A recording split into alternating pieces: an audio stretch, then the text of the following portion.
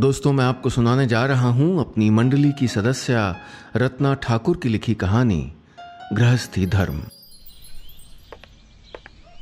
Morning walk से लौटकर कमरे में जाते हुए महिमा ने बेटी को आवाज लगाई, आयुषी बेटा एक ग्लास जूस देना। जूते उतारकर महिमा बिस्तर पर पैर ऊपर करके तकिया लगाकर बैठ गई।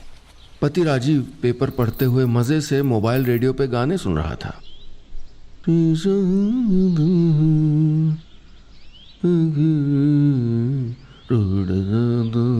तभी छन से शीशा टूटने की आवाज ने दोनों को चौंका दिया। अरे क्या तोड़ दिया? महिमा गुस्से से भरी हुई कमरे से बाहर निकली और उसके पीछे पीछे राजीव भी। पर यह क्या? मम्मी की तेज आवाज से बेअसर बेटी दबंग फिल्म के सलमान खान की तरह निडर खड़ी थी। महिमा ने गुस्से से अपना सवाल दोहराया तो आयुषी ने सलमान खान के ही दबंग अंदाज में जोर से जवाब दिया, मैंने कुछ नहीं तोड़ा मम्मा, राधाबाई ने ग्लास तोड़ दिया। बाजी पलटती देखकर राजीव ने बड़ी मुश्किल से अपनी हंसी रोकी। वो उत्सुकता से इंतजार करने लगा कि अब तक बेटी पे गरज रही महिमा अब बाई को क्या कहेगी। महिमा की नजरें राधाबाई की ओर गईं, जो बर्तन धोते धोते जूना साइड में रख के मालकिन को देख रही थी। महिमा और राधाबाई यूं आमने सामने खड़ी थीं जैसे किसी अंतर्राष्ट्रीय सम्मेलन में दो दुश्मन देशों के प्रधानमंत्री। इस हु ब्लिंक्स फर्स्ट के सस्पेंस को चतुराई से तोड़ते हुए महिमा ने बेटी को डांट दिया, कैसी बात करती है? उस बेचारी ने क्या जानबूझ के तोड़ा है? अरे गलती से टूट गया होगा। आज बर्तनों का भी तो इतना बड़ा ढेर लगा है। अपनी गरजती हुई आवाज को नीचा कर उसमें शहद घोलकर महिमा राधाबाई से बोली, ध्यान रखा करो राधाबाई, अभी चोट लग जाती तो। चलो साफ कर दो जल्दी से, और देखना हाथ में ना चुभे। बेटी और पति से नजरें चुराती हुई महिमा अपने कमरे में लौट आई। बेटी और पति उसके पीछे पीछे किसी विवादित बयान देने वाले नेता को घेरने वाले पत्रकारों की तरह आ रहे थे। लेकिन महिमा इतनी बेवकूफ नहीं थी कि पति और बेटी जैसे तुच्छ जीवों के लिए राधाबाई जैसी नियामत को खोने का खतरा मोल लेती। अरे छोड़ के चली गई तो सारा काम उसके सर ही तो पड़ेगा। वैसे भी खाना बनाने वाली 1 महीने की छुट्टी पे गई है। ऑफिस के काम के साथ साथ 3 वक्त का खाना बनाने में हालत खराब हो जाती है। उधर राजीव को महिमा पे गुस्सा आ रहा था। अरे बेटी की तो बात ही क्या, बाई के सामने तो महिमा उसे भी कुछ नहीं समझती थी। वो बार बार ये महसूस करता था कि पति से ज्यादा सम्माननीय स्थिति इस घर में बाई की है। दोस्तों, इस कहानी में आगे क्या हुआ सुनाऊंगा बस कुछ ही पलों में। तारीफ करें, शिकायत करें, लेकिन अधिकार से बताइएगा कि हमारी कहानियां आपको कैसी लग रही हैं। और हाँ, रोज ऐसी ही रोचक कहानियां सुनने के लिए सुनिए यादों का idiot box with Nilesh Mishra season 5 सिर्फ बिग एफएम पर। मम्मा, आप अपनी बेटी से ज्यादा प्यार करते हो या राधाबाई से? आयुषी ने पूछा तो महिमा मुस्कुरा दी। बचपन में उसे भी तो यही शिकायत रहती थी कि माँ बच्चों से ज्यादा काम वाली बाई को चाहती हैं। लेकिन 15 साल से गृहस्थी चलाते चलाते वो जान गई कि सुखी जिंदगी के लिए एक अच्छी काम वाली बाई कितनी जरूरी है। आयुषी के सर पे हाथ फेरते हुए उसने कहा, कैसी बातें करती है? बच्चों से भाई का क्या मुकाबला? अच्छा छोड़, जरा पेपर दिखा तो, नई मूवी कौन सी लगी है? चलते हैं ना संडे को। किसी चतुर पॉलिटिशियन की तरह महिमा ने बेटी का सवाल टाल दिया। वाकई बच्चों और बाई का क्या मुकाबला? आपके बच्चे तो जिंदगी भर आप ही के रहेंगे, पर बाई, अरे वो तो बिना एक पल का नोटिस दिए आपको छोड़ के किसी और की हो सकती है। उधर राजीव गुस्से से उबल रहा था। घर में राधाबाई किसी फॉरेन डिप्लोमेट से भी ज्यादा इम्यूनिटी एंजॉय करती थी। ये बात उसको सहन नहीं होती थी। चाहे वो गिलास तोड़े, बर्तनों में साबुन लगा रह जाए, अरे मजाल है कोई उसको टोक दे। ऑफिस में बात बात पे बॉस तक से भिड़ जाने वाली महिमा बाई को कुछ बोलने से यूं डरती थी मानो वो उसका एनुअल अप्रेजल लिखने वाली हो। और बाई के सामने पति की तो कोई गिनती ही नहीं। पति बुखार से तड़पता रहे, परवाह नहीं, लेकिन बाई के घर में घुसते ही उसकी तबीयत जरूर पूछी जाएगी। पति की महंगी से महंगी ब्रांडेड शर्ट पे चाहे नजर ना जाए, राधाबाई की नारंगी और हरी फ्लोरेसेंट कलर्ड साड़ियों पे जरूर कमेंट किए जाएंगे। अरे वाह, बड़ी सुंदर साड़ी पहनी है आज। उसे इस बात पे भी गुस्सा आता था कि महिमा घर के काम का हवा बना के रखती है। अरे राजीव भी तो पूरी मदद करता है। कल मेहमानों के लिए खाना भले ही महिमा ने बनाया था, लेकिन फ्रूट क्रीम के लिए एक पूरा अनार तो राजीव ने छीला था, रायते के लिए पाइनएप्पल तक काटा था, और मटर तो अक्सर ही छील देता है। सब्जी रोटी बनानी तो माँ ने नहीं सिखाई, नहीं तो इनसे अच्छी बना लेता है, नहीं तो। लेकिन राजीव नहीं जानता था कि भले ही उसने घर के कामों का सिलेबस तक पढ़ने की कोशिश नहीं की थी, पर किस्मत उसके इम्तिहान का टाइम टेबल छाप चुकी थी। इसीलिए जब महिमा को 4 दिन के लिए टूर पे जाने का ऑर्डर मिला तो वो बिल्कुल परेशान नहीं हुआ, बल्कि ये सोचकर खुश हो गया कि अपनी कार्य कुशलता दिखा देगा और साथ साथ इस राधा बाई को भी लाइन पे ले आएगा। दोस्तों, इस कहानी में आगे क्या हुआ सुनाऊंगा बस कुछ ही पलों में। तारीफ करें, शिकायत करें, लेकिन अधिकार से बताइएगा कि हमारी कहानियां आपको कैसी लग रही हैं। और हाँ, रोज ऐसी ही रोचक कहानियां सुनने के लिए सुनिए यादों का idiot box with Nilesh Mishra season 5 सिर्फ बिग एफएम पर। टूर पे जाने से पहले महिमा बड़ी परेशान थी। खाना बनाने वाली छुट्टी पे थी और राजीव को खाना बनाना बिल्कुल नहीं आता था। और तो और राजीव बाहर खाना खाने के भी बिल्कुल खिलाफ था। वो लोग हफ्ते में एक बार रेस्टोरेंट जाते जरूर थे, लेकिन लौट के भी राजीव बड़बड़ाता रहता था। अरे क्या जरूरत है यार बाहर जाने की, घर जैसा स्वाद किसी होटल के खाने में कहाँ है। लेकिन महिमा का कहना था कि कभी कभी बाहर खाने से राधाबाई को भी आराम रहता है। महिमा की चिंता देखकर राजीव ने उसको आश्वस्त किया, तुम जाओ, आई विल मैनेज। फ्रिज में 3-4 तरह की सब्जियां और दाल बना के रखने के बाद भी महिमा को तसल्ली नहीं हुई। ट्रेन में चढ़कर गार्ड के आखिरी सीटी देने तक वो राजीव को हिदायतें देती रही, जिन्हें राजीव ने ऐसे ग्रहण किया जैसे नेट से कोई फ्री सॉफ्टवेयर डाउनलोड कर रहा हो, यानी बिना कंटेंट्स पे ध्यान दिए आई एग्री टिक कर दिया। उसे यह गुस्सा आ रहा था कि बच्चों से ज्यादा महिमा को राधाबाई का ख्याल था। राधाबाई को डांटना मत, ज्यादा बर्तन मत निकालना, उसे भी चाय दे देना, वगैरह वगैरह। वो सोच रहा था कि महिमा को दिखा देगा कि घर कैसे चलाया जाता है और राधाबाई को भी सीधे रास्ते पे ले आएगा। शाम को राजीव ने एप्रन बांधकर गुनगुनाते हुए किचन में कदम रखा और शान से बच्चों से पूछा, हाँ तो बच्चों क्या खाओगे? क्रिकेट मैच देखते हुए बेटा अंकित चिल्लाया, पापा हलवा बनाओ ना, कितने दिन से नहीं खाया। मन ही मन ऑमलेट, नूडल्स या पास्ता शब्द सुनने को तैयार राजीव घबरा गया, लेकिन बच्चों के सामने हार कैसे मान लेता। इंटरनेट के आविष्कारक को धन्यवाद देते हुए उसने लैपटॉप खोला। नेट पे एक स्मार्ट सूटेड बूटेड शेफ का हलवा बनाते हुए वीडियो देखकर दिल खुश हो गया, लेकिन लैपटॉप सामने रखकर 2 घंटे पसीना पसीना होने के बाद जो प्रोडक्ट सामने आया उसको देखकर राजीव को लेई की याद आ गई। लेई मतलब आटे और चीनी को उबाल के बनाया गया एक पदार्थ जो माँ बचपन में उसको पतंग से डोर चिपकाने के लिए देती थी ताकि गोंद का खर्च बचाया जा सके। जब ढेर सारे काजू किशमिश डाल के भी हलवा उतना ही बेस्वाद रहा तो वो चुपचाप बाजार से हलवा ले आया। अगले दिन कढ़ाई में चिपके हलवे को देखकर राधाबाई ने बुरा सा मुंह बना लिया, लेकिन राजीव ने ध्यान नहीं दिया। वैसे उसको समझ आ गया था कि ये गृहस्थी नहीं आसान, पर यह तो इस इम्तिहान का पहला सबक था। दोस्तों, इस कहानी में आगे क्या हुआ सुनाऊंगा बस कुछ ही पलों में। तारीफ करें, शिकायत करें, लेकिन अधिकार से बताइएगा कि हमारी कहानियां आपको कैसी लग रही हैं। और हाँ, रोज ऐसी ही रोचक कहानियां सुनने के लिए सुनिए यादों का idiot box with Nilesh Mishra season 5 सिर्फ बिग एफएम पर।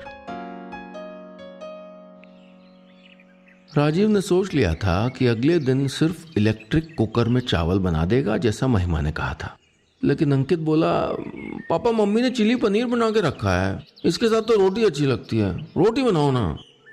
रोटी का नाम सुनकर राजीव के होश उड़ गए। वैसे महिमा ने कहा था कि राधाबाई बहुत अच्छी है, तुम रिक्वेस्ट करोगे तो रोटियां भी सेक देगी, लेकिन राधाबाई का एहसान लेने के बजाय उसने खुद रोटी बनाना ठीक समझा। फिर उसका मानना था कि रोटी की गोलाई तो बेलन की वजह से अपने आप ही आ जाती है। लेकिन बहुत कोशिशों के बाद भी वो रोटी को गोल तो क्या, कोई भी जियोमेट्रिक शेप नहीं दे पाया। उल्टे अंकित बोला, पापा ये तितली की तरह रोटियां क्यों बना रहे हो यार? 2 दिन में ही राजीव को समझ आ गया था कि घर गृहस्थी के काम आसान नहीं है। यहां तक कि दूध उबालने जैसा काम भी कितना मुश्किल है। अजीब फितरत है दूध की। आप 1 घंटे सामने खड़े रहो पर उफान नहीं आएगा, लेकिन आधे मिनट के लिए हट गए तो उफन के आधा दूध गिर जाएगा, जैसा पहले दिन हुआ। अगले दिन उसने दूध गैस पे रख के आंच धीमी कर दी। लंच टाइम में घर आया तो पता चला गैस ऑन ही रह गई थी और पतीले से उबलता हुआ दूध किसी हलवाई की कढ़ाई में उबलती हुई रबड़ी का मुकाबला कर रहा था। शाम को उसको पीने से बच्चों ने साफ इनकार कर दिया। एक तो घर के काम नहीं संभल रहे थे, उस पर रसोई घर गंदा रहने से राधाबाई हर समय मुंह बनाए रहती थी। उसको सबक सिखाना तो दूर, जब वो जले हुए बर्तनों को हिकारत भरी नजरों से देखकर सिंक में पटकती तो राजीव खुद को अपराधी महसूस करने लगता। जब राधाबाई को कुछ कहने की हिम्मत नहीं जुटा पाया तो उसने उसको सबक सिखाने का एक सत्याग्रही तरीका ढूंढ लिया। राधाबाई के आने से पहले ही वो अपनी चाय बना लेता और उसके आने पे बिना उसको ऑफर किए दिलेरी से चाय पीता रहता। उसको याद थी वो बारिश की सुबह जब महिमा उसके लिए चाय बना रही थी। उसी समय राधाबाई छींकती हुई घर में घुसी तो महिमा ने चाय का कप राधाबाई को थमा दिया था। राजीव से बोली थी, तुम्हारे लिए दूसरी बना दूंगी। राधाबाई को चाय ना देकर जैसे वो उसी अपमान का बदला ले रहा था। पर उसे क्या पता था कि एक चाय की प्याली भी ऐसा तूफान ला सकती है जो उसके पैर उखाड़ देगा। दोस्तों, इस कहानी में आगे क्या हुआ सुनाऊंगा बस कुछ ही पलों में। तारीफ करें, शिकायत करें, लेकिन अधिकार से बताइएगा कि हमारी कहानियां आपको कैसी लग रही हैं। और हाँ, रोज ऐसी ही रोचक कहानियां सुनने के लिए सुनिए यादों का idiot box with Nilesh Mishra season 5 सिर्फ बिग एफएम पर। उस दिन बच्चों को स्कूल भेजकर राजीव ने चाय का पानी चढ़ाया और ड्राइंग रूम में आके टीवी देखने लगा, जहां एक न्यूज एंकर चीख चीख के सलमान खान के शादी ना करने पर चिंता जता रहा था। कुछ देर बैठा ही था कि जलने की गंध आई। वो दौड़ता हुआ किचन में पहुंचा तो पानी सूखने से काला पड़ चुका पतीला तवे को मात दे रहा था। तभी घंटी बजी और राधाबाई किचन में घुसी। कहते ना, विनाश काले विपरीत बुद्धि। तो राजीव ने जला हुआ पतीला राधाबाई के पास रख दिया और बोला, ये भी साफ कर देना और हाँ, काले ठीक से छुड़ा देना। राधाबाई को शायद ऐसे फरमान सुनने की आदत नहीं थी। वो पतीला सरकाते हुए बेरुखी से बोली, जले भरे हम ना माजे हैं। चाय न मिलने से राजीव का दिमाग वैसे ही भन्नाया हुआ था। राधाबाई के जवाब से उसको गुस्सा आ गया। अरे जले भरे नहीं मांजोगी तो क्या धुले हुए बर्तन मांजोगी? इतने पैसे किस बात के लेती हो? बस फिर क्या था। क्रिया की इतनी तीव्र प्रतिक्रिया तो उसने कभी केमिस्ट्री लैब तक में नहीं देखी थी। बात पूरी होने से पहले ही नल खुला छोड़कर राधाबाई बड़बड़ाती हुई जा चुकी थी। खुले दरवाजे से कहीं से गाने के स्वर अंदर आ रहे थे। छोड़ गए मालूम मुझे ये अकेला छोड़ गए। राजीव कभी बर्तनों को तो कभी जले हुए पतीले को देखते हुए महिमा को कोस रहा था। अरे इतना सर चढ़ा रखा है, बाई को 2 बातें भी नहीं कह सकते। बड़बड़ाता हुआ वो बिना नाश्ता किए ऑफिस चला गया। लेकिन शाम को ऑफिस से लौटकर गंदा घर और बर्तनों का ढेर देखकर आत्मग्लानि से भर गया। बच्चों के लिए पिज्जा ऑर्डर करके वो खुद को कोसने लगा। अरे क्या जरूरत थी इतना गुस्सा करने की, वो भी एक ही पतीले के लिए। महिमा के गुस्से की कल्पना भर से उसकी जान सूख रही थी। दिल कर रहा था कि राधाबाई को फोन करके माफी मांग ले, लेकिन नंबर भी तो नहीं था। महिमा के बनाए कोड ऑफ कंडक्ट के मुताबिक उसका बाई से डायरेक्ट इंटरैक्शन बिल्कुल मना था। और क्यों मना था इसका जवाब आज मिल गया था। अगले दिन महिमा के आने से पहले राजीव ने आधे दिन की छुट्टी लेकर घर और बर्तनों दोनों की सफाई कर दी। वो हैरान था कि राधाबाई कितनी फुर्ती से 1.5 घंटे में सारा काम निपटा देती है। और यहाँ तो कमर टेढ़ी हो गई। वो कमर पर हीटिंग पैड लगाकर बिस्तर पर ढेर हो गया। राधे राधे जपते हुए वो अपनी खैर मना रहा था। पर कोई हल नहीं सूझ रहा था। दोस्तों, इस कहानी में आगे क्या हुआ सुनाऊंगा बस कुछ ही पलों में। तारीफ करें, शिकायत करें, लेकिन अधिकार से बताइएगा कि हमारी कहानियां आपको कैसी लग रही हैं। और हाँ, रोज ऐसी ही रोचक कहानियां सुनने के लिए सुनिए यादों का idiot box with Nilesh Mishra season 5 सिर्फ बिग एफएम पर।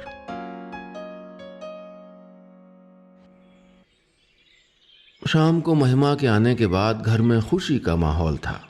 बच्चे हंस हंस कर उसको पापा की कुकिंग के किस्से सुना रहे थे और महिमा खिलखिला रही थी। राजीव की नर्वस हंसी को महिमा उसकी नाकामी की बौखलाहट समझ रही थी। तभी आयुषी उत्साह से बोली, और मम्मा, पापा बर्तन धोना भी सीख गए। राधा भाई काम छोड़ के चली गई ना। महिमा ने जैसे ही राजीव को देखा, उसका दिल किया धरती फट जाए और वो सीता मैया की तरह धरती में समा जाए। उफ, बच्चों को वार्न करना तो भूल ही गया था, पर अब कुछ नहीं हो सकता था। जैसे हिंदी फिल्मों में हंसते खेलते परिवार का फैमिली सॉन्ग खत्म होते ही विलन की गोलियां चलने लगती हैं, वैसे ही पल भर में माहौल बदल गया। तानों की बौछार करते हुए महिमा उसको पिछले 15 सालों की गलतियां गिनवा चुकी थी और राजीव चुपचाप खड़ा सुन रहा था। उसको लग रहा था कमान से निकला हुआ तीर तो शायद उठाकर वापस लाया जा सकता है, लेकिन काम छोड़कर गई हुई बाई को वापस लाना नामुमकिन है बाबू मशाय। काफी देर गरजने के बाद शायद महिमा ने भी उस जैसे हारे हुए खिलाड़ी पर टाइम वेस्ट करना ठीक नहीं समझा और अंदर जाके फोन मिलाने लगी। उसकी बातों से ऐसा लग रहा था जैसे कोई प्रेमिका रूठे प्रेमी को मना रही हो। मीठी आवाज में महिमा कह रही थी, अरे जरा सी बात का कोई इतना बुरा मानता है क्या? इतने सालों का साथ है, तुम्हें पता तो है ना तुम्हारे बिना काम नहीं चलता मेरा। चलो छोड़ो, आ जाओ, कल से मैं कुछ नहीं सुनूंगी, अब आ जाओ। राधाबाई ने क्या कहा नहीं पता, लेकिन रात तक भी महिमा का मूड ठीक नहीं हुआ। अगले दिन सुबह महिमा को कोप भवन से न निकलते देखकर राजीव ने खुद ही चाय बनाने में गनीमत समझी। उसने चाय का पानी चढ़ाकर शक्कर पत्ती डाली ही थी कि दरवाजे की घंटी बजी और खुले हुए दरवाजे से राधाबाई तनी हुई गर्दन लिए दाखिल हुई।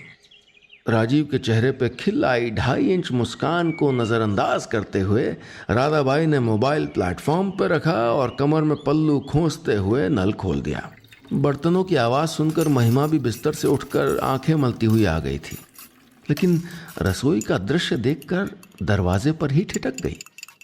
राजीव राधाबाई की ओर चाय का प्याला बढ़ाते हुए कह रहा था, राधाबाई चाय पी लो, अच्छी अदरक वाली चाय है। और दूर कहीं से गाने की आवाज आ रही थी, देखो रूठा ना करो, बात नजरों की सुनो, देखो रूठा ना करो।